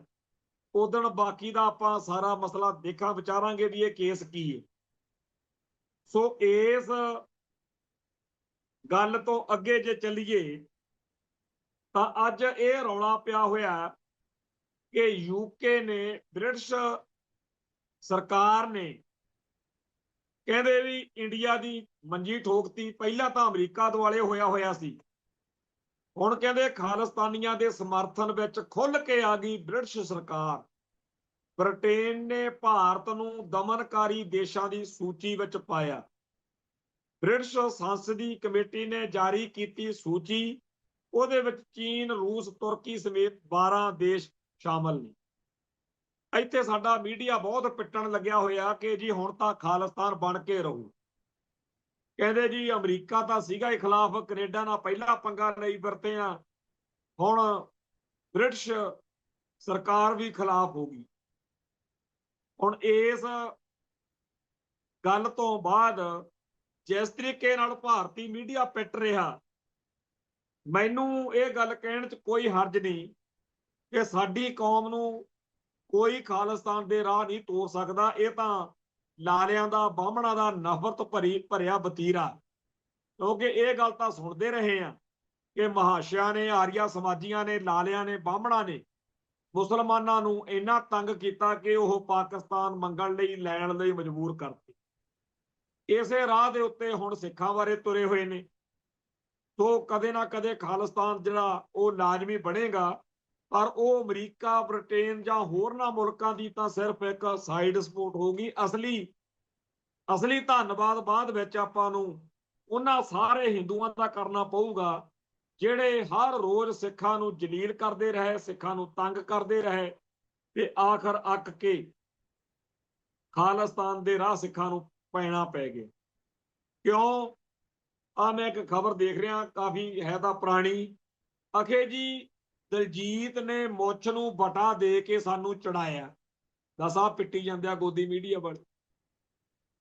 ਜਿਸ ਮੁਲਕ ਦੇ ਵਿੱਚ ਸਿੱਖ ਦਾ ਮੁੱਛ ਨੂੰ ਬਟਾ ਦੇਣਾ ਹੀ, ਹਾਲਾਂਕਿ ਦਲਜੀਤ ਦੋਸਾਂਝ ਇੱਕ ਕਲਾਕਾਰ, ਉਹਦੀਆਂ ਕਈ ਫਿਲਮਾਂ ਨਾਲ ਸਿੱਖ ਪਸੰਦ ਕਰਦੇ ਆ, ਕਈਆਂ ਨੂੰ ਨਹੀਂ ਵੀ ਪਸੰਦ ਕਰਦੇ, ਪਰ ਇਹਨਾਂ ਨੂੰ ਬੜਾ ਔਖਾ ਦਲਜੀਤ ਦੇ ਵਿੱਚੋਂ ਖਾਲਿਸਤਾਨ ਦੇਖਦੇ ਫਿਰਦੇ ਆ, ਹਾਲਾਂਕਿ ਉਹ ਕਈ ਵਾਰੀ ਤਿਰੰਗਾ ਚੱਕੀ ਫਿਰਦਾ। ਪਰ ਇਹ ਕਹਿੰਦੇ ਆ ਜੀ ਸਾਨੂੰ ਨਹੀਂ ਪਤਾ, ਯੂਕੇ ਦੀ ਫੌਜ ਵਿੱਚ ਸਿੱਖ ਜਿਹੜੇ ਆ ਪੱਗਾਂ ਵਾਲੇ ਉਹ ਭਰਤੀ ਕਰਨ ਨੂੰ ਫਿਰਦੇ ਆ, ਉੱਥੇ ਸਿੱਖ ਰੈਜੀਮੈਂਟ ਬਣਨ ਨੂੰ ਫਿਰਦੀ ਆ, ਤੁਸੀਂ ਜੀ ਸਾਨੂੰ ਬਚਾਓ, ਹੁਣ ਤਾਂ ਖਾਲਿਸਤਾਨ ਭਾਈ ਅਸੀਂ ਕੀ ਕਰ ਸਕਦੇ ਹਾਂ, ਤੁਹਾਡੀਆਂ ਕਰਤੂਤਾਂ ਤੁਹਾਨੂੰ ਲੈ ਬੈਠਣਗੀਆਂ। ਬੜੀ ਚੰਗੀ ਗੱਲ ਹੈ ਕਿ ਕੌਮ ਦੇ ਵਿੱਚ ਖਿਆਲਾਤ, ਜਜ਼ਬਾਤ ਪ੍ਰਗਟ ਕਰਨ ਦੀ ਖੁੱਲ੍ਹ ਆ ਜਿਹੜੀ ਉਹ ਦਿਨੋਂ ਦਿਨ ਵੱਧ ਰਹੀ ਹੈ। ਬੜੇ ਲੰਮੇ ਅਰਸੇ ਤੋਂ ਮੈਂ ਇਹ ਗੱਲ ਇੱਥੇ ਕਹਿੰਦਾ ਰਿਹਾ ਕਿ ਮੁਹੰਮਦ ਸਿੰਘ ਆਜ਼ਾਦ, ਸਰਦਾਰ ਊਧਮ ਸਿੰਘ ਨੇ ਆਪਦੇ ਨਾਂ ਨੂੰ ਇਸ ਨਾਂ ਹੇਠ ਯਾਦ ਕੀਤਾ ਸੀ ਕਿ ਮੈਂ ਮੁਹੰਮਦ ਸਿੰਘ ਆਜ਼ਾਦ। ਪਰ ਲਾਲਿਆਂ ਨੇ, ਬਾਹਮਣਾਂ ਨੇ ਧੱਕੇ ਨਾਲ ਹੀ ਝੂਠ ਪ੍ਰਚਾਰਤਾ ਕਿ ਉਹਨੇ ਰਾਮ ਵੀ ਕਿਹਾ ਸੀ। ਪਰ ਇਹ ਗੱਲ ਜਦੋਂ ਵੀ ਮੈਂ ਕਈ ਸਬੂਤ ਪ੍ਰੂਫ ਦਿੱਤੇ ਪਿਛਲੇ ਦੌਰ ਵਿੱਚ, ਕਿਤਾਬਾਂ ਵੀ ਕਈ ਭਰਾਵਾਂ ਨੇ ਲਿਖਤੀਆਂ ਦੇ ਉੱਤੇ, ਪਰ ਅੱਜ ਨੌਜਵਾਨਾਂ ਦੀ ਇੱਕ ਵੀਡੀਓ ਘੁੰਮ ਰਹੀ ਆ ਜਿਹਦੇ ਵਿੱਚ ਸਰਦਾਰ ਊਧਮ ਸਿੰਘ ਦੇ ਦਰਾਂ ਦੇ ਮੂਹਰੇ ਖੜ ਕੇ ਉਹ ਦੂਜੇ ਬੰਦਿਆਂ ਨੂੰ ਘੇਰ ਕੇ ਪੁੱਛ ਰਹੇ ਨੇ ਵੀ ਸਾਨੂੰ ਦੱਸੋ ਤੁਸੀਂ ਰਾਮ ਸ਼ਬਦ ਮੂਹਰੇ ਕਿਉਂ ਲਾਉਂਦੇ ਹੋ, ਕਾਹਤੋਂ ਲਾਇਆ, ਕਿੱਥੇ ਸੀਗਾ ਇਹ। ਬਹੁਤ ਵਧੀਆ ਲੱਗਿਆ ਕਿ ਕੋਈ ਇਸ ਗੱਲ ਲਈ ਮੈਦਾਨ 'ਚ ਨਿੱਤਰਿਆ। ਸਾਨੂੰ ਰਾਮ ਸ਼ਬਦ ਨਾਲ ਜਾਂ ਰਾਮਚੰਦਰ ਨਾਲ ਕੋਈ ਪ੍ਰੋਬਲਮ ਨਹੀਂ ਹੈ। ਗੁਰਬਾਣੀ 'ਚ ਰਾਮ ਸ਼ਬਦ ਆਉਂਦਾ, ਚਾਹੇ ਉਹ ਇੱਕ ਇੱਕ ਥਾਂ ਦੇ ਉੱਤੇ ਜਾਂ ਇੱਕ ਭਾਵ ਉਹਦਾ ਰਾਮ ਦਾ ਅਕਾਲ ਪੁਰਖ ਹੈ, ਇੱਕ ਰਾਮਚੰਦਰ ਵੀ ਹੈ। ਉਹ ਪਤਾ ਲੱਗ ਜਾਂਦਾ ਕਿ ਕਿੱਥੇ ਰਾਮਚੰਦਰ ਰਾਵਣ ਵਾਲੀ ਕਹਾਣੀ ਆ ਕਿ ਕਿੱਥੇ ਅਕਾਲ ਪੁਰਖ ਦੇ ਖਿਆਲਾਤ ਨਾਲ ਇਹ ਸ਼ਬਦ ਆਇਆ। ਸਾਨੂੰ ਰਾਮ ਨਾਲ ਜਾਂ ਹਿੰਦੂਆਂ ਦੇ ਕਿਸੇ ਦੇਵੀ ਦੇਵਤੇ ਭਗਵਾਨ ਨਾਲ ਕੋਈ ਸਮੱਸਿਆ ਨਹੀਂ, ਧਰਮ ਨਾਲ ਕੋਈ ਰੌਲਾ ਨਹੀਂ। ਪਰ ਜਦੋਂ ਆਹ ਨੀਚਤਾ ਦਿਖਾਉਂਦੇ ਆ ਉਦੋਂ ਜ਼ਰੂਰ ਤਕਲੀਫ ਹੁੰਦੀ ਹੈ। ਸੋ ਕੁੱਲ ਮਿਲਾ ਕੇ ਜਿਹੜਾ ਲਾਲਿਆਂ ਦੀ, ਹਿੰਦੂਆਂ ਦੀ ਇਹ ਨਫ਼ਰਤ ਆ, ਇਹਦੇ ਵਿੱਚੋਂ ਹੀ ਖਾਲਿਸਤਾਨ ਨਿਕਲਣਾ ਲੱਗੇ ਰਹਿਣ ਤਾਂ ਕਿ ਖਾਲਿਸਤਾਨ ਦੇ ਜਿਹੜੇ ਵਿਰੋਧੀ ਸਿੱਖ ਨੇ, ਜਿਹੜੇ ਆਰਐਸਐਸ ਦਾ ਝੰਡਾ ਚੱਕੀ ਫਿਰਦੇ ਆ, ਉਹ ਵੀ ਇਸ ਪਾਸੇ ਨੂੰ ਆ ਜਾਣ। ਆ ਪਿਛਲੇ 5-7 ਸਾਲਾਂ 'ਚ ਇੱਕ ਸਿੱਖ ਨੌਜਵਾਨ ਦੀਪ ਸਿੱਧੂ ਦਾ ਬੜਾ ਚਰਚਾ ਹੋਇਆ। ਦੀਪ ਸਿੱਧੂ ਆਪ ਇਹ ਗੱਲ ਜਨਤਕ ਕਰਦਾ ਰਿਹਾ ਕਿ ਮੈਂ ਤਾਂ ਸੰਨੀ ਦਿਓਲ ਵਾਲੀ ਗੁਰਦਾਸਪੁਰ ਤੋਂ, ਪਠਾਨਕੋਟ ਤੋਂ ਚੋਣ ਮੁਹਿੰਮ ਦੌਰਾਨ ਜਦੋਂ ਲਾਲਿਆਂ ਦੀ ਫਿਤਰਤ ਦੇਖੀ, ਫੇਰ ਮੈਨੂੰ ਸਮਝ ਲੱਗ ਗਈ ਤੇ ਮੈਂ ਫਿਰ ਆ ਗਿਆ ਮੈਦਾਨ 'ਚ। ਸੋ ਇਸੇ ਤਰੀਕੇ ਨਾਲ ਜਿਹੜੇ ਹੋਰ ਸਿੱਖ ਇਸ ਮੌਕੇ ਭਾਰਤ ਮਾਤਾ ਦਾ ਛੁਣਛੁਣਾ ਖੜਕਾ ਰਹੇ ਨੇ, ਕਦੇ ਨਾ ਕਦੇ ਇਹਨਾਂ ਦੇ ਅੰਦਰਲਾ ਵੀ ਸਿੱਖ ਲਾਜ਼ਮੀ ਜਾਗੂ। ਪਰ ਉਹ ਜਾਗੂ ਤਾਂ ਜੇ ਲਾਲੇ ਟਿਚਣਾ ਕਰਦੇ ਰਹਿਣਗੇ। ਸੋ ਇਸ ਗੱਲ ਦੇ ਲਈ ਬਹੁਤ ਹੀ ਚੰਗਾ ਉਹ ਹਿੰਦੂ ਕਰ ਰਹੇ ਨੇ ਜਿਹੜੇ ਆਏ ਦਿਨ ਸਿੱਖਾਂ ਨੂੰ ਜਲੀਲ ਕਰਦੇ। ਖੈਰ, ਅੱਜ ਇਹ ਗੱਲ 1 ਅਗਸਤ ਹੈ ਤੇ ਅੱਜ ਦੇ ਦਿਨ 1863 ਵਿੱਚ ਇੰਗਲੈਂਡ ਵਿਖੇ ਲੰਡਨ ਦੇ ਐਲੈਂਗਟਨ ਹਾਊਸ ਵਿਖੇ ਮਹਾਰਾਣੀ ਜਿੰਦ ਕੌਰ ਦਾ ਦੇਹਾਂਤ ਹੋਇਆ ਤੇ ਉਹਨਾਂ ਨੂੰ ਉੱਥੇ ਸ਼ਮਸ਼ਾਨ ਘਾਟ ਦਾ ਕੈਂਸਲ ਗ੍ਰੀਨ ਉੱਥੇ ਦਫਨਾਇਆ ਗਿਆ ਸੀ। ਮਹਾਰਾਣੀ ਜਿੰਦ ਕੌਰ ਖਾਲਸਾ ਇਤਿਹਾਸ ਦੀ ਇੱਕ ਸ਼ਾਨਦਾਰ ਸ਼ਖਸੀਅਤ ਹੈ। ਡਲਹੌਜੀ ਦਾ ਬਿਆਨ ਸੀ ਕਿ ਉਹ ਪੰਜਾਬ ਦੀ ਸਭ ਤੋਂ ਦਲੇਰ ਮਰਦ ਔਰਤ, ਤੇ ਇਹ ਪਿੰਡ ਚਾੜ, ਜ਼ਿਲ੍ਹਾ ਸਿਆਲਕੋਟ, ਤਹਿਸੀਲ ਜਫਰਾਲ, ਸਰਦਾਰ ਮਾਨਾ ਸਿੰਘ ਔਲਖ ਦੇ ਘਰ 1817 ਚ ਉਹਨਾਂ ਦਾ ਜਨਮ ਹੋਇਆ ਸੀ। ਤੇ ਜਿਸ ਤਰੀਕੇ ਨਾਲ ਉਹਨਾਂ ਨੇ ਆਪਣੇ ਰਾਜ ਭਾਗ ਦੌਰਾਨ ਸਿੱਖ ਕੌਮ ਦੇ ਹੱਕਾਂ ਹਿੱਤਾਂ ਲਈ ਸਭ ਕੁਝ ਕੀਤਾ, ਉਹਦੇ ਬਾਰੇ ਤਾਂ ਸਾਨੂੰ ਮਾਣ ਹੋਣਾ ਹੀ ਚਾਹੀਦਾ। ਪਰ ਜਿਸ ਤਰੀਕੇ ਨਾਲ ਅੰਗਰੇਜ਼ਾਂ ਦੇ ਮਕੜ ਜਾਲ ਵਿੱਚ ਫਸ ਕੇ ਮਹਾਰਾਜਾ ਦਲੀਪ ਸਿੰਘ ਨੇ ਧਰਮ ਨੂੰ ਤਲਾਂਜਲੀ ਦਿੱਤੀ ਸੀ, ਤੇ ਜਦੋਂ ਮਹਾਰਾਣੀ ਜਿੰਦਾਂ ਨੂੰ ਮਿਲਿਆ ਤੇ ਉਹਨੇ ਜਦੋਂ ਦੇਖਿਆ ਕਿ ਸਿਰ ਤੇ ਵਾਲ ਨਹੀਂ, ਤੇ ਜਿਸ ਤਰੀਕੇ ਨਾਲ ਪ੍ਰੇਰਨਾ ਦਿੱਤੀ, ਉਹ ਗੱਲ ਸਾਡੀਆਂ ਅੱਜ ਦੀਆਂ ਮਾਵਾਂ ਲਈ ਬੜੀ ਜ਼ਰੂਰੀ ਹੈ ਕਿ ਮਹਾਰਾਣੀ ਜਿੰਦ ਕੌਰ ਜਿਵੇਂ ਆਪਦੇ ਪੁੱਤ ਨੂੰ ਸਿੱਖ ਹੋਣ ਦੇ ਲਈ ਪ੍ਰੇਰਨਾ ਦਿੰਦੀ ਹੈ, ਉਵੇਂ ਆਪਾਂ ਇਹ ਗੱਲ ਸਮਝੀਏ ਕਿ ਸਾਡੇ ਘਰਾਂ ਵਿੱਚੋਂ ਸਿੱਖੀ ਸਰੂਪ ਤੇ ਸਿੱਖੀ ਸਿਦਕ ਸਾਡੇ ਸਾਹਮਣੇ ਗਾਇਬ ਹੁੰਦਾ ਜਾ ਰਿਹਾ, ਤੇ ਸਾਡਾ ਫਰਜ਼ ਬਣਦਾ ਕਿ ਅਸੀਂ ਆਪਣੇ ਬੱਚਿਆਂ ਨੂੰ ਕਹੀਏ ਵੀ ਭਾਈ ਸਿੱਖੀ ਸਿਦਕ ਵੀ ਰੱਖਣਾ ਤੇ ਸਿੱਖੀ ਸਰੂਪ ਵੀ ਰੱਖਣਾ। ਮਹਾਰਾਣੀ ਜਿੰਦ ਕੌਰ ਦੀ ਸ਼ਾਨਦਾਰ ਦਿੱਖ ਵਾਲੀ ਜਿਹੜੀ ਫੋਟੋ ਪੇਂਟਿੰਗ ਹੈ, ਮਹਾਰਾਜਾ ਦਲੀਪ ਸਿੰਘ ਦੀ ਜਿਹੜੀ ਸ਼ਾਨਦਾਰ ਦਿੱਖ ਵਾਲੀ ਫੋਟੋ ਤੇ ਪੇਂਟਿੰਗ, ਇਹ ਸਾਡੇ ਘਰਾਂ 'ਚ ਹੋਣੀ ਚਾਹੀਦੀ ਆ ਤਾਂ ਕਿ ਆਪਾਂ ਸਾਰੇ ਜਾਣੇ ਆਪਣੇ ਬੱਚਿਆਂ ਨੂੰ ਸਮਝਾ ਸਕੀਏ, ਦੱਸ ਸਕੀਏ ਕਿ ਸਾਡਾ ਇਤਿਹਾਸ ਜਿਹੜਾ ਉਹ ਕਿੰਨਾ ਸ਼ਾਨਦਾਰ। ਇਹਨਾਂ ਦਿਨਾਂ ਦੇ ਵਿੱਚ ਹੀ ਇੱਕ ਹੋਰ ਇਤਿਹਾਸ ਆ ਸਾਡਾ, ਉਹ ਹੈ ਤਾਂ ਹੁਣ ਦਾ 2013 ਦਾ। ਇੰਗਲੈਂਡ ਦੇ ਸਾਊਥ ਵਾਰਕ ਕਰਾਊਨ ਕੋਰਟ ਨੇ ਸਰਦਾਰ ਬਰਜਿੰਦਰ ਸਿੰਘ ਸੰਘਾ, ਸਰਦਾਰ ਮਨਦੀਪ ਸਿੰਘ ਸੰਧੂ, ਸਰਦਾਰ ਦਿਲਬਾਗ ਸਿੰਘ, ਬੀਬੀ ਹਰਜੀਤ ਕੌਰ, ਇਹਨਾਂ ਨੂੰ ਦੋਸ਼ੀ ਕਰਾਰ ਦਿੱਤਾ ਸੀ। ਕਾਹਦੇ ਲਈ? ਪਾਪੀ ਕੁਲਦੀਪ ਬਰਾੜ ਦੇ ਉੱਤੇ ਜਿਹੜਾ ਹਮਲਾ ਕੀਤਾ ਸੀ। ਅਸਲ ਵਿੱਚ ਸਤੰਬਰ 2012 ਦੇ ਵਿੱਚ ਇਹ ਜਿਹੜਾ ਦਰਬਾਰ ਸਾਹਿਬ ਤੇ ਹਮਲਾ ਕਰਨ ਦਾ ਦੋਸ਼ੀ ਆ ਕੁਲਦੀਪ ਬਰਾੜ, ਇਹ ਆਪਦੀ ਘਰਵਾਲੀ ਨਾਲ ਮੀਨਾ ਨਾਲ ਛੁੱਟੀਆਂ ਕੱਟਣ ਇੰਗਲੈਂਡ 'ਚ ਤੁਰਿਆ ਫਿਰਦਾ ਸੀ ਤੇ ਉੱਥੇ ਇਹਨਾਂ ਦੇ ਕਿਤੇ ਧਿਆਨ ਵਿੱਚ ਆ ਗਿਆ। ਜਿੰਨਾ ਕੁ ਉਹਨਾਂ ਕੋਲੇ ਸੌਦਾ ਪੱਤਾ ਸੀਗਾ, ਕਾਰਵਾਈ ਪਾਤੀ, ਉਹ ਬਚ ਗਿਆ। ਇਹਨਾਂ ਨੂੰ ਸਜ਼ਾਵਾਂ ਹੋ ਗਈਆਂ ਤੇ ਇਹ ਆਪਦੀਆਂ ਕਈ ਸਜ਼ਾਵਾਂ ਭੁਗਤ ਕੇ ਜਿਹੜੇ 5 ਜਾਣੇ ਬਾਹਰ ਆ ਚੁੱਕੇ ਐ। ਉਹ ਇਹੋ ਜਿਹੇ ਲੋਕਾਂ ਦੀ, ਇਹੋ ਜਿਹੇ ਸਿੰਘਾਂ ਦੀ, ਇਹੋ ਜਿਹੇ ਸਿਦਕਵਾਨ ਭੈਣਾਂ ਭਰਾਵਾਂ ਦੀ ਗੱਲ ਸਾਨੂੰ ਕਰਦੇ ਕਰਾਉਣਾ ਰਹਿਣਾ ਚਾਹੀਦਾ। ਇਹ ਇਸ ਕਰਕੇ ਵੀ ਇੱਕ ਤਾਂ ਸਾਡੇ ਬੱਚੇ ਬੱਚੀਆਂ ਨੂੰ ਇਸ ਗੱਲ ਦਾ ਚੇਤਾ ਰਵੇ ਕਿ ਅਸੀਂ ਸਿੱਖ ਹਾਂ ਤੇ ਸਾਡੇ ਕੁਝ ਵੱਖਰੀ ਤਰ੍ਹਾਂ ਦੇ ਫਰਜ਼ ਨੇ।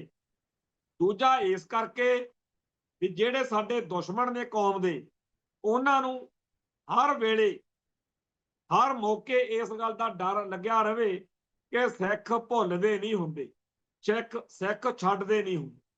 ਸੋ ਇਹ ਬੜਾ ਜ਼ਰੂਰੀ ਹੈ।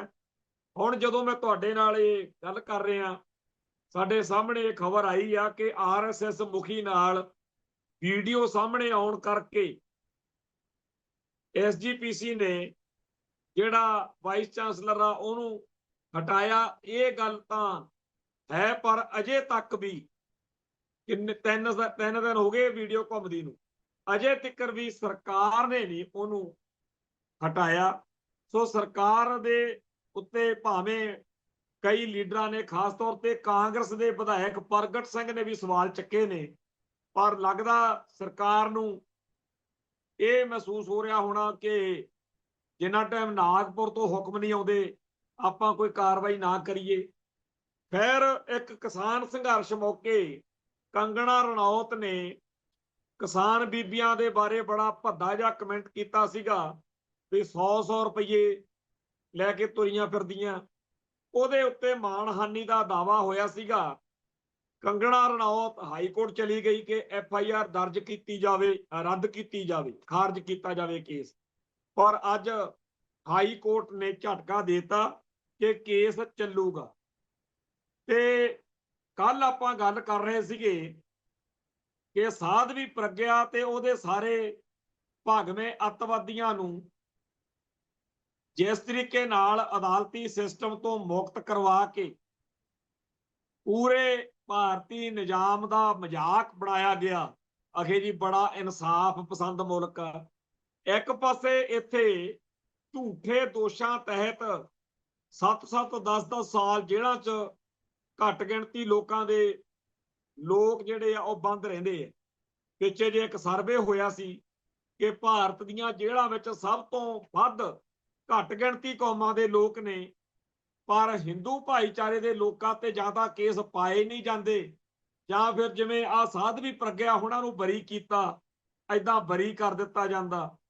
ਸੋ ਕੁੱਲ ਮਿਲਾ ਕੇ ਭਾਰਤੀ ਨਿਆਂਪਾਲਿਕਾ ਦਾ ਜਿਹੜਾ ਸਿਸਟਮ ਹੈ ਉਹ ਹੁਣ ਚਾਰੇ ਪਾਸੇ ਬਿਲਕੁਲ ਨਗਨ ਹੋ ਚੁੱਕਾ। ਹਿੰਦੂ ਬਣ ਜਾਓ ਫਿਰ ਚਾਹੇ ਬੰਬ ਚਲਾਉਂਦੇ ਫਿਰੋ 50-60 ਬੰਦੇ ਮਾਰ ਦੋ, ਪਰ ਜੇ ਸਿੱਖ ਹੋ ਕਿ ਮੁਸਲਮਾਨ ਹੋ ਫਿਰ ਜੱਜ ਕਹਿੰਦਾ ਚਾਹੇ ਕੁਛ ਕੀਤਾ ਚਾਹੇ ਨਹੀਂ, ਫਿਰ ਨਹੀਂ ਬਖਸ਼ਣਾ। ਇਸ ਮਾਹੌਲ ਦੇ ਵਿੱਚ ਜਿਹੜੇ ਲੋਕ ਸਿੱਖਾਂ ਨੂੰ ਮੱਤਾਂ ਦਿੰਦੇ ਆ ਕਿ ਭਾਰਤ ਮਾਤਾ ਦਾ ਸਤਿਕਾਰ ਕਰੋ, ਭਾਰਤੀ ਸੰਵਿਧਾਨ 'ਚ ਯਕੀਨ ਰੱਖੋ, ਉਹਨਾਂ ਨੂੰ ਸ਼ਰਮ ਨਾਲ ਡੁੱਬ ਕੇ ਮਰ ਜਾਣਾ ਚਾਹੀਦਾ ਕਿ ਇਹ ਮੁਲਕ ਜਿਹੜਾ ਨੰਗਾ ਚਿੱਟਾ ਫਿਰਕੂ ਆਧਾਰ ਦੇ ਉੱਤੇ ਅਦਾਲਤਾਂ 'ਚ ਫੈਸਲੇ ਸੁਣਾ ਰਿਹਾ, ਇਸ ਮੁਲਕ ਤੋਂ ਭਾਲਦੇ ਕੀ ਹੋ? ਖੈਰ ਇਸ ਦੌਰ ਵਿੱਚ ਜਦੋਂ ਚਾਰੇ ਪਾਸੇ ਹਨੇਰਾ ਹੀ ਹਨੇਰਾ ਹੈ, ਗੁੰਡੇ ਬਦਮਾਸ਼ ਲਟੇਰੇ ਪੰਜਾਬ ਦੀ ਧਰਤੀ ਤੇ ਦੰਦ ਨਾ ਰਹੇ ਨੇ, ਫਰਾਡ ਹੋ ਰਹੇ ਨੇ, ਠੱਗੀਆਂ ਵੱਜ ਰਹੀਆਂ ਨੇ, ਇਸ ਮਾਹੌਲ ਦੇ ਵਿੱਚ ਸਿੱਖ ਕੌਮ ਨੂੰ ਆਪਣੇ ਹੱਕਾਂ ਲਈ, ਆਪਣੇ ਇਨਸਾਫ ਲਈ ਲੜਨਾ ਔਖਾ ਹੈ। ਪਰ ਇਸ ਮਾਹੌਲ ਦੇ ਵਿੱਚ ਵੀ ਜਿਹੜੇ ਸਿੱਖਾਂ ਨੇ ਆਜ਼ਾਦੀ ਦੀ ਲੜਾਈ ਨੂੰ ਝੰਡਾ ਚੱਕ ਕੇ ਤੋਰਿਆ ਹੋਇਆ, ਉਹਨਾਂ ਦਾ ਸਾਨੂੰ ਸਤਿਕਾਰ ਕਰਨਾ ਚਾਹੀਦਾ, ਉਹਨਾਂ ਤੇ ਸਾਨੂੰ ਫਖਰ ਹੋਣਾ ਚਾਹੀਦਾ। ਖਾਸ ਤੌਰ ਦੇ ਉੱਤੇ ਜਿਹੜੇ ਅੱਡ-ਅੱਡ ਖੇਤਰਾਂ ਦੇ ਵਿੱਚ ਸਿੱਖ ਜਵਾਨੀ ਨੂੰ ਸਹੀ ਸੇਧ ਦੇਣ ਵਾਲੇ ਭਰਾ ਨੇ ਸਾਡੇ, ਜਿਹੜੇ ਬਾਹਮਣਵਾਦ ਤੋਂ ਬਚਾ ਕੇ ਹਰ ਸਿੱਖ ਨੂੰ ਸਿੱਖੀ ਦੀ ਚੜ੍ਹਦੀ ਕਲਾ ਲੋਚਣ ਦੇ ਰਾਹ ਤੋਰਨਾ ਚਾਹੁੰਦੇ ਆ, ਉਹਨਾਂ ਸਭ ਦਾ ਆਪਾਂ ਨੂੰ ਖਾਸ ਤੌਰ ਦੇ ਉੱਤੇ ਸਤਿਕਾਰ ਕਰਨਾ ਚਾਹੀਦਾ। ਇੱਕ ਪਾਸੇ ਉਹ ਸਿੱਖ ਨੇ ਜਿਹੜੇ ਸਿੱਖਾਂ ਦਾ ਸਿੱਖੀ ਸਿਦਕ ਮੁਕਾ ਕੇ, ਸਿੱਖਾਂ ਦਾ ਸਰੂਪ ਖੋਹ ਕੇ ਸਿੱਖਾਂ ਦਾ ਬਾਹਮਣੀਕਰਨ ਕਰਨ ਨੂੰ ਫਿਰਦੇ ਆ।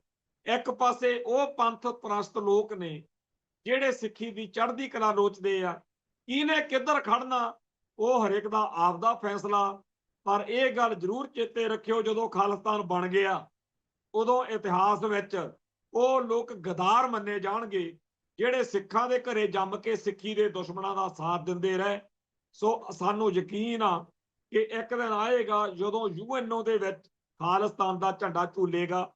ਉਸ ਦਿਨ ਦੀ ਉਡੀਕ ਵਿੱਚ ਤੇ ਆਸ ਵਿੱਚ ਫਤਿਹ ਅਰਜ ਕਰਦਾ ਜੀ। ਨਾਨਕ ਨਾਂ ਚੜ੍ਹਦੀ ਕਲਾ, ਤੇਰੇ ਭਾਣੇ ਸਰਬੱਤ ਦਾ ਭਲਾ। ਵਾਹਿਗੁਰੂ ਜੀ ਕਾ ਖਾਲਸਾ, ਵਾਹਿਗੁਰੂ ਜੀ ਕੀ